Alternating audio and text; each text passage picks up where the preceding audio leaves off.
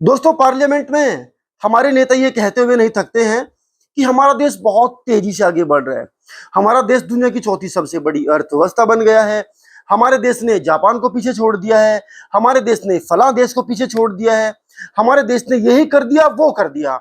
ये तमाम चीजें आए दिन आप अखबारों में देखते हैं। खासतौर पर गोदी मीडिया के जो चैनल है उन पर भी आप खूब सुनते हैं, जोर शोर से सुनते हैं। और अगर कभी कोई काम की बात आई तो उसको दरकिनार करके हिंदू, मुस्लिम, मंदिर, मस्जिद, ये सब चीजें आप टीवी पर अक्सर देखेंगे। लेकिन सच्चाई ना ही आपको दिखती है और ना ही सच्चाई इस देश में बिकती है। बिकता है तो केवल ढोंग और पाखंड। जी हाँ दोस्तों, क्या कोई भी बच्चा स्कूल में तब पढ़ेगा जब उसके ऊपर उसकी छत गिरेगी? लेकिन देश में मौजूदा हालात अगर आप देखने जाओगे तो कुछ कुछ ऐसा ही दिख रहा है। हाल ही में राजस्थान में बच्चे जब क्लासरूम में पढ़ रहे थे दोस्तों, तो एक सरकारी स्कूल के कमरे की पूरी छत ही उनके ऊपर आ गिरी और उसमें 7 मासूम बच्चे जो है वो दब करके मर गए। उन बच्चों की गलती क्या थी? उन पेरेंट्स की गलती क्या थी?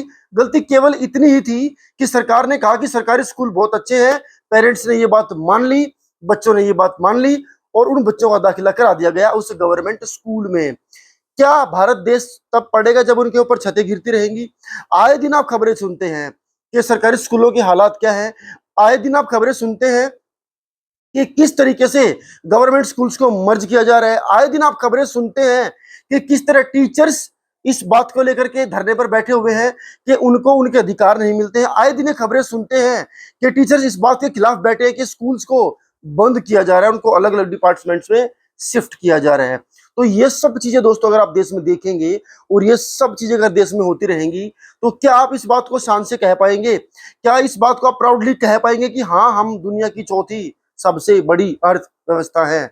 क्योंकि इस अर्थव्यवस्था में वो स्पेस जो उन बच्चों को चाहिए था, वो स्पेस जो उन टीचर्स को चाहिए था, वो स्पेस, वो पैसा जो उन स्कूल्स के ऊपर लगना चाहिए था, वो कहाँ है?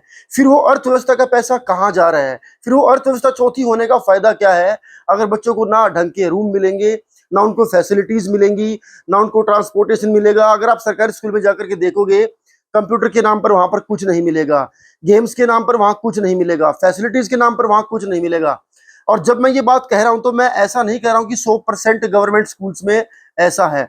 कोई कोई स्कूल बहुत अच्छा भी होगा दोस्तों, कहीं कहीं पर बहुत चीजें अच्छी भी होंगी। लेकिन हम जब बात करते हैं तो मेजोरिटी में बात करते हैं।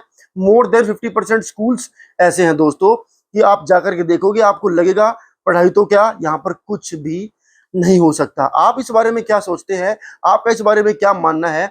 क्या इस तरीके से हमारा देश एजुकेट होगा? क्या इस तरीके से देश साक्षर होगा? क्या इस तरीके से देश हमारा विश्व गुरु बनेगा? लाजमी कमेंट करके बताओ।